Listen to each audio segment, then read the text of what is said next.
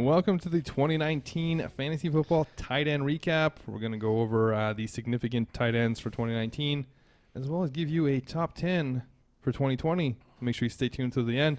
Of course, my name is Ben, and with me, as always, is Matty Nice, one of the top two nicest people at this table. Matt, say something nice. You had a very good fantasy football year. Thank you. I did. Well, let's get right to it. Let's talk about two players, Travis Kelce, George Kittle. Are they interchangeable? Are they the same person? We'll find out tomorrow, since we're filming this the day before the Super Bowl. They're in a tier above everybody else to me. Kelce had 12 of 15 weeks in the top 10. 12 of 15 weeks in the top 10. Kittle had 9 of 13 weeks in the top 10, but he did have 2 weeks below average. I take Kelce ahead of Kittle in 2020, but if you're going to argue with Kittle number one, Matt, I think I have much to say other than Patrick Mahomes is one of the quarterbacks. Yeah, no, it's Kelce. I think just has been more consistent for not getting hurt, and Pat Mahomes. Like I would have, if you would have told me Kelce was in the top 10 every week, I would have believed you. Really. 12 of 15. Yeah. I mean, I'm just saying. Yeah, 9 of 14 for Kittle, so nothing to no shame there. I'd put him in the same tier, but I'd put Kelce above them, and they're just well above everybody else. Yep. And we're going to get to our top 10, but there's the top two right there. Spoiler, another guy who had a breakout year, and this is a new thing with tight ends. It's called the second-year breakout. Kittle did it last year. This year, you saw Mark Andrews do it. Mm-hmm. So make sure you stay tuned for the top 10 in 2020 and see who we have as a second-year breakout for 2020, because it's got to be somebody. It's a trend. Sure. 10 of 15 in the top 10. 10 of 15. That's pretty good, but 4 below average weeks. Yeah. So when he wasn't in the top 10, he was doing absolutely nothing. I don't love Andrews as a tight end, as other tight ends for the Ravens have emerged. We've seen Hurst do some damage. Yep. I can't think of Boyle. Nick's last name. Nick Boyle. Boyle? Yeah. He's also gotten that. So I doubt I'll have many shares of Mark Andrews. He's a player that I see being overdrafted. Finished in the top 5 this year. I don't see him falling out of the top 10, that's for sure. But return on investment if you're grabbing this guy in, the 5th round? Yeah, I think if you're going to get him, you're going to have to take him that high. And I'm not going to take him that high. He's the top receiver in this offense still. I agree. Yeah, there's no wide receivers that are going to unseat him there. So Lamar looks his way. Still not 100% sold on Lamar's throwing accuracy. And he was really bad in that skills competition there. I don't know if you saw that. At least for tight ends, because they're not usually way downfield, he does pretty well, or they get into broken coverage. Or that's where I was going with that. Mark Andrews is the guy that is going to get majority of these balls. So I still like Mark Andrews inside the top 5. Yeah, I'm not opposed to that. I'm just saying if you have to go to the 5th round to get him, because he's the 3rd tight end and just kind of... Yeah, like the equivalent for him going next year is going to be like drafting Zach Ertz this year almost. And I don't want to do that. Like Ertz was just slightly below Kittle and Kelce. Yeah. And that is... I guess it's a bigger gap to Ertz. It's probably a bigger gap to where Andrews is, because Zach Ertz is the next guy we're going to talk about. And he's still in the conversation for top 5, even though he's had an injury-prone season. 4 weeks under the average tight end, but 8 top 10 weeks, which is nice. But it's not exactly what we expected. And Dallas Goedert, I know you don't like him because you don't believe in number 2 tight ends on teams, but has emerged, and they can't ignore it. Ertz couldn't stay healthy for the whole season. So why would you try to force the ball to him that many times when you have another tight end that can get the job done almost as well, fairly competently? Exactly. The emergence of Dallas Goedert has risen his value a little bit, but it's hurt Ertz's value quite a bit this year. Would you be confident with Goddard as a starting tight end for next season? My answer is no. I was going to say he'd be close to like 12, but I'm going to say he's going to be tight end 12 to 15. So. And again, you don't want the 12th best tight end on your team either, right? So no. Let's move on. So I guess long story short, no. No. But in a dynasty league, he's a fine asset to have. Yeah. And he's probably going to have some weeks. If Ertz misses weeks, he's going to be in the rankings as a top 5 play that week. Fair. Darren Waller, 3 weeks below average, 8 top 10 weeks. So better than Zach Ertz in that regard. Not what was expected from Darren Waller, but in a good way. Nobody really expected him to be this great. Yeah, there was some buzz about him after like Hard Knocks and stuff like that, but still people were saying like tight end, 15 to 20. Yeah. So take a flyer on him and see what happens. And obviously a big boom play.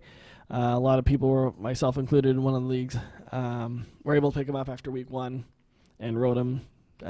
Obviously not primarily him, but tight end to the finals, to a championship. A lot of teams.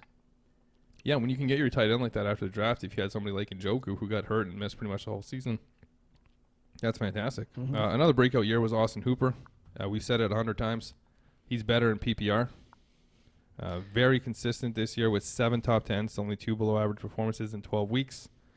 I've seen him play. He doesn't wow you or anything, but he does get open and he catches the ball. He's probably not going to lead the tight ends in yards, but he could lead them in receptions. Mm-hmm. And we talked about this before the season started. If you're playing in a PPR league, he's a much better tight end than if you're playing in a standard league. And I think it'd be at least a five spot gap difference there between PPR and standard. There's no reason not to expect him to be solid again in 2020 if he stays in Atlanta. If he goes somewhere else, you're really gambling there because he's not that good of a player. He does get open and can make catches, but if the offense isn't really looking for that short yardage type of play, he could just be a bad fit. Yeah, he's situational dependent. If say if he ends up in like Green Bay or something, then he's done. No, get rid of him. But I'm gonna expect him to land or to stay in Atlanta and them to use him in similar situations. So yeah, I like Cooper, especially in PPR. In PPR for sure, he's pretty reliable. I mean, there's a couple weeks he had bad weeks, and he was coming off, and he got hurt. But people get hurt. That happens. Yeah. There's no injury prone tag on him, but maybe there's an injury prone on the next couple guys. I'm going to talk about Evan Engram and Hunter Henry. One missed the first part of the season, and the other missed the second half of the season. But both are still solid picks for me in 2020. Ingram had 5 top 10s with 1 under average in 8 weeks. Henry had 6 top 10s and 2 below averages in 10 or 11 weeks, depending on if you include week 1, which is the week where he got hurt. So when they were healthy, they were top 10 guys, but their health has been an issue. Yep. Henry's missed entire seasons and got injured early in this season. Ingram's been kind of constantly banged up. Yeah, I mean, there's just so much talent with both of these guys, honestly. They're so hard to ignore when you're going to be drafting tight ends.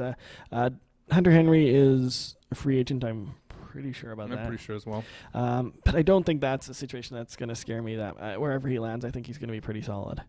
Might even be better than LA, depending on who they get at quarterback. It doesn't seem like it's going to be Rivers, although possibility. And Ingram's, was like the consensus probably like number 4 going into this year. He's maybe fallen a little bit just because of the injury, but I would still be okay with him as my tight end. Both of these guys. I agree with both of them. Let's talk about one player that I wouldn't be okay with as my top 10 unless he gets on a new team, and that's the biggest faller of this season. That's O.J. Howard. He needs to leave Tampa to be fantasy relevant. Patriots, to me, would be a perfect fit. Yeah, that's fair because Bruce Arians hates him for whatever reason. He's tight ends. Tight ends are there to block. Yeah, and I'm just looking. He's actually finished ahead of Brate. I was going to look at that, but yeah. His stats are irrelevant. He was just absolutely terrible. Oh, yeah, for the capital you spent on him, for sure. Yeah. If he's still in Tampa Bay, he's not on any roster. No, that's agree 100% there.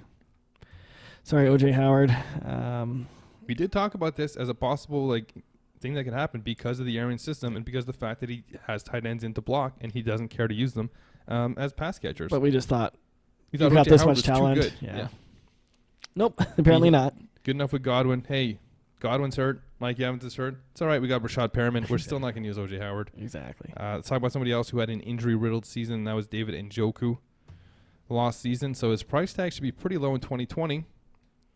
They use the tight end a fair bit with Baker, as he tends to go off his read and throw it pretty quickly. Mm-hmm. Some no-name tight ends scored some touchdowns there, so I would be okay with him as my starting tight end in 2020, but I'm not going to pay anything for him.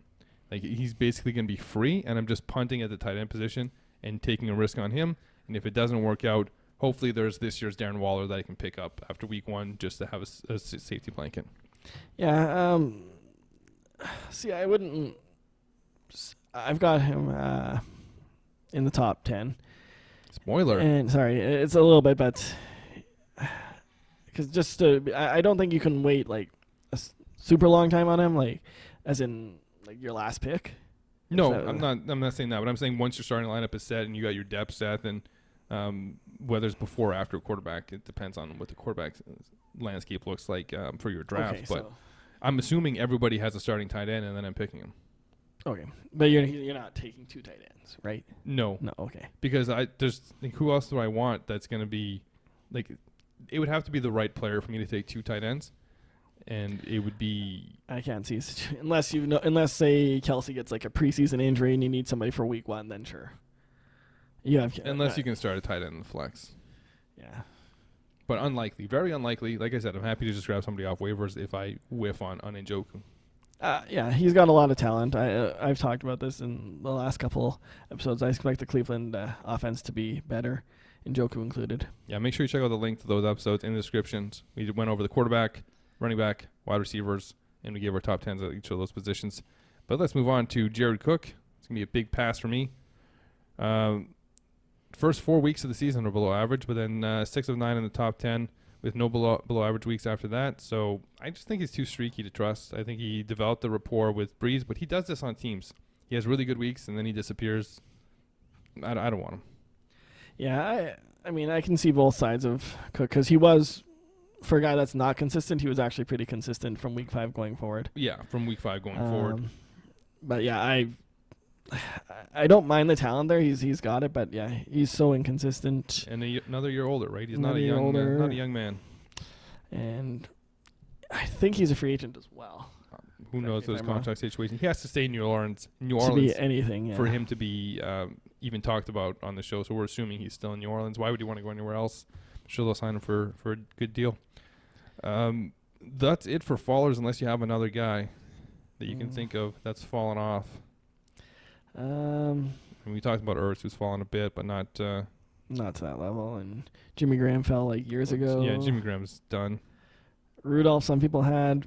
He had a good streak going when Thielen was there, but the man in the back here, Irv Smith Jr., is going to be eating into his targets a whole lot more. Don't expect Irv Smith Jr. to be a fantasy-relevant tight end for the entire season this year, but 2021, Irv Smith Jr. So let's talk about somebody who is a huge question mark for 2020 with huge upside and huge downside. I feel like I know who you're talking about. Why don't you try and guess? Hawk. Will Dissly. Oh. Back-to-back season-ending injuries is not promising. It's a team that uses the tight end a lot. Hollister was solid in his place. Mm-hmm. And you are an NFL tight end, Jacob Hollister, if you're watching. If he's ready to go for 2020, he can't be ignored because when he was healthy this season and when he was healthy the season before, he was basically a top 5 tight end. The year before, that wasn't it like 2 games? Wasn't it 2 games this year? Yeah. It doesn't have a long track record of being good, but he gets it done when he's out there. No, it looks like it was like 4 games this year, so he's double. So maybe he'll be good for 6 games next year, I guess. Or 8 if he doubles every year. True. Yeah. He's the type of player, if I grab Njoku and he's still there in the next round, I might double up on tight end because I'm taking a lot of risks there. And at some point, I'm going to be dropping somebody off my team anyways. Yeah. And I'll be picking up some, flash in the pan, A.J. Brown type guy. I don't know. I'm thinking, okay. I'm thinking last pick of the draft with Dissly, last round of the draft with Dissly, if I've got a tight end I'm not 100% comfortable with, I'm not going back-to-back tight ends. Right. If you get yourself a solid tight end, if you got Ertz, you're not or Waller, you're not looking for another one, right? No. You'd have to be getting somebody even if you get an Engram or Henry, you're probably comfortable with them. And if you're going Mike Gesicki or something. Yeah, well, if you're taking a punt and trying to roll 2, I wouldn't suggest that. But if you're taking a guy like Njoku, like I said, I'm happy to take Will Dissly.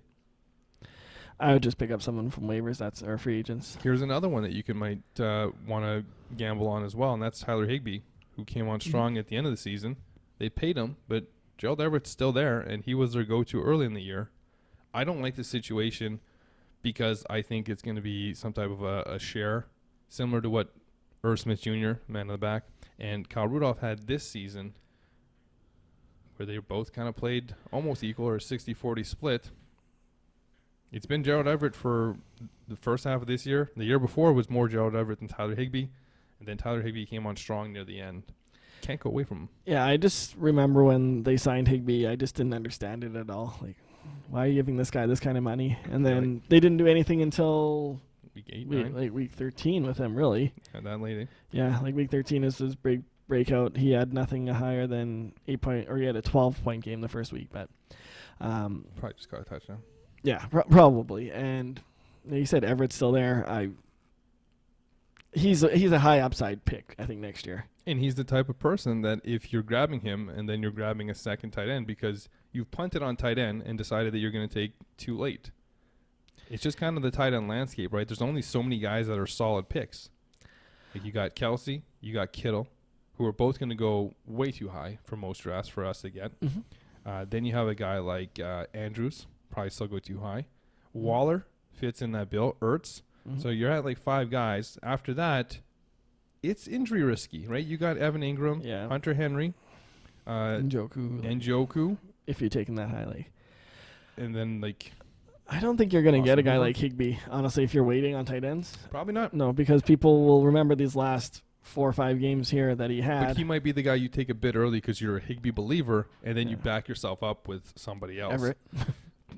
You might just be shooting yourself in both feet if you do that because they're just going to eat into each other. I would suggest not doing that since, barring an injury, they're both not going to – like it's not going to be one is going to be good and, they're going to go away from Higbee and go to Everett. They're going to probably start with Higbee and see what happens and then maybe work him in. But enough about Will Dissly and I guess Tyler Higbee since we covered him. We talked about Goddard. Can't trust him as a starter.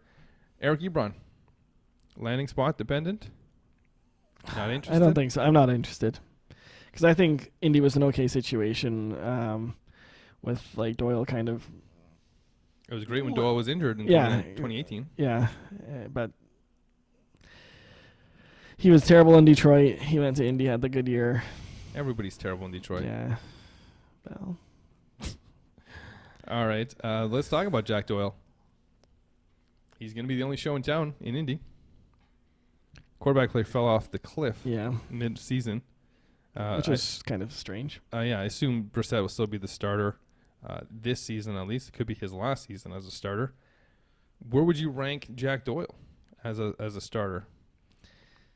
As a tight end here? As a tight end, is he a starter? No. Top 15?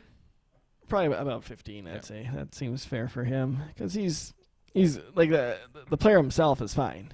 Yep. It's what do you think of Jacoby Brissett, who was pretty decent for the first part of the year. Yeah. And then I don't know if teams just caught on or got tired, just not used to throwing that many balls. Yeah, I don't know. And they paid him, so he's gonna still be there, I'd imagine. Unless they bring in like Brady or something. But interesting. I did read one hypothetical that there's so many hypotheticals about Brady where it's not gonna be fantasy relevant. No, he's gonna stay in New England. Yeah, and I heard he's not going to Tampa because he's not into 5 and 7 step drops and throwing deep balls. But good for him. Last guy that I have here is Mike Gesicki. 7 weeks below average. It's only 4 top 10 weeks. But he did come on strong near the end of the season after Preston Williams was out. I'll say the same thing I said about Devontae Parker. Ryan Fitzpatrick tends to fall off the cliff a la Jacoby Brissett midseason, but he does it usually in his second year with the team. He has the one good year, gets everybody excited, and then it's just crash. Yeah. He like you said, he started to come on. I'm surprised he was actually tight end 12 overall for the first season. Second year breakout tight end. This was his second year. That's what I mean. That doesn't count as a breakout. Well, it was Mark Andrews was the second year breakout. It was like 10 spots higher than like anybody had him. Yeah, probably. But Jason Witten was 14. I don't think too many people expected that. No. Darren Fells was 11 somehow. Yeah, and we're not going to talk about Darren Fells. But yeah, Gesicki, he's kind of falls in that same range if you're going to take 2 tight ends, sure, for me. Yeah, I guess. Any other tight end that you would like to talk about? Hawk? You want to talk about Hawk? Yeah, why not? Like, Go for it. He was Sell me on Hawkinson because I'll sell you on one thing. The Detroit Lions don't know how to use a tight end. no, they don't. Eric Ebron proved that. Yeah, Hawks got really good physical skills to be a great tight end, I think. Yeah. He lit up Arizona. Did you see the stat on the top tight ends for the season? No. And tight end versus Arizona was number one. Yeah, Over and I'm not everybody else. surprised. Like yeah. over Kelsey, over Kittle. Oh. Tight end versus Arizona beat all those guys out. That's honestly not even that surprising, actually. But, like Hawk is again, 25 points that first week, and then didn't do much. Got hurt towards the end of the year, trying to leap over somebody, I believe, was his injury. I like him. I like the player. Hopefully Detroit can figure out with all that talent how to use him. I don't think this is somebody you want to draft as your starter, but again, he might fall in that 2 tight end situation. Yeah, Hope for the if you're breakout. going with that strategy, which seems to be kind of the strategy that to use here because of all the depth here. Here's a stat: top 7 highest scoring tight ends in 2019, fantasy points per game PPR. Darren Waller and Mark Andrews at 13.9. Zach Ertz, number 5, 14.4. Austin Hooper, 14.8. George Kittle, 14.8. Travis Kelce, 14.8. Tight end 1 versus Arizona, 16.9. So, Arizona. I don't know if that's just something to target next year or if they're gonna you'd fix think that. you'd address a hole like that in your defense. And I guess the only other person that we know whose situation has changed a ton going to next year is Ian Thomas. Yep, Greg Olsen not coming back. Olsen's not coming back. Not enough to get him as a starter for me. No, he's a waiver wire pickup if Yeah. anything. If week 1 goes by and he's done pretty well, He's sure. Darren Waller. He could be this year's Darren Waller. Yeah, so just someone to maybe keep your eye on. Don't waste draft capital on him. No. But. There is one more player to talk about. We'll talk about it when we get to my top 10. Let's hop on to your top 10, and if there's nobody else you want to talk about. Not right now. Okay, shoot. Number 10, we talked about him a lot, actually, David Njoku. Just a fan of the talent. I said Cleveland, I think, is going to be better. Number 9, we actually didn't talk about him. Second-year breakout, Noah Fant. So let's talk about him because he's also my number 9, and he's also my second-year breakout pick. Okay, yeah, when you said that earlier, I figured it's him or Hawk, and I know you don't like Hawk. Well, it's not that I don't like Hawk. Yeah, you don't like the Detroit, yeah. I think he's the number 2 weapon in that offense. That's exactly right. Anytime a tight end's a number 2 weapon in an offense, it's a good situation for that tight end. If the volume's going to be there, outside of Cortland Sutton, they might draft another wide receiver or they might pick one up in free agency. They should, because Deshaun Hamilton sucks and Tim Patrick isn't the answer either.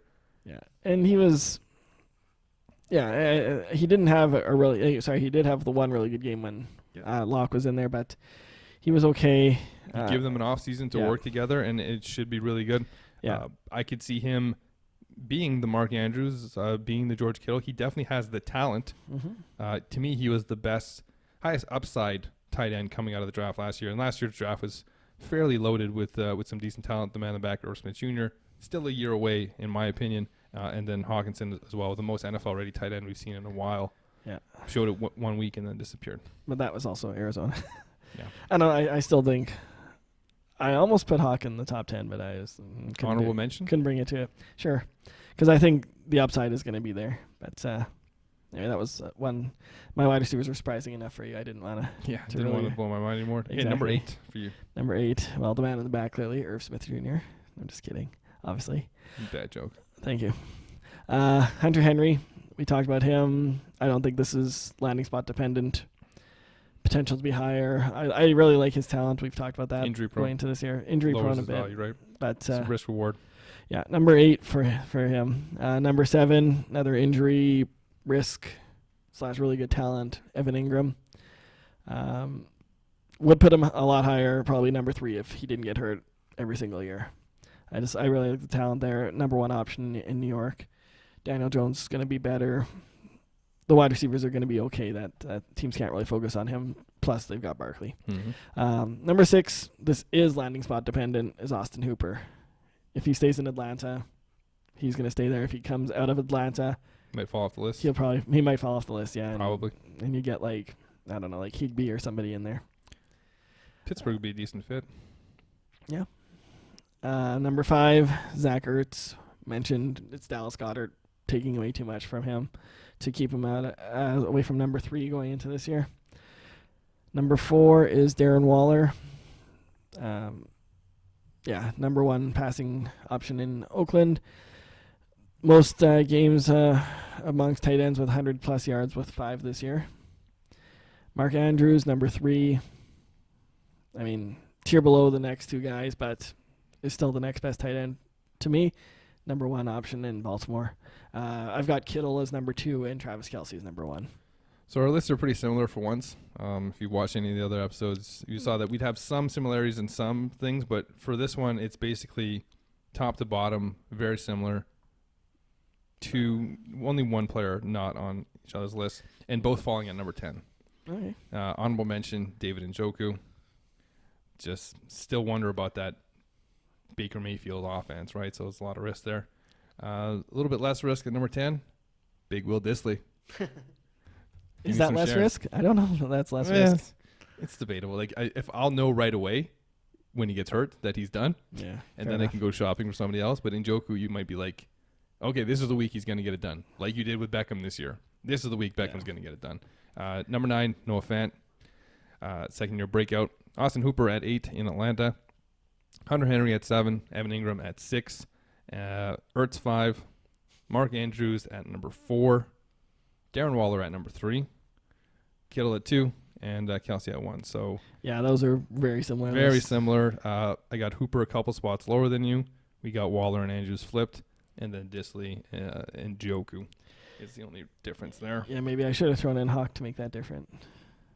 Well, Hawks is going to be terrible. I thought you'd have Jimmy Graham.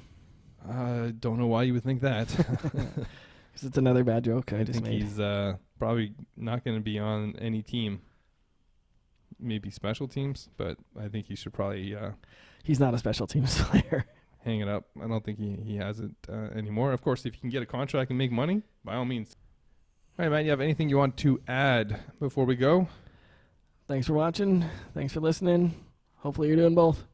And this is going to be the last episode that we do in this format with us staring across from each other. We'll be looking to change it up.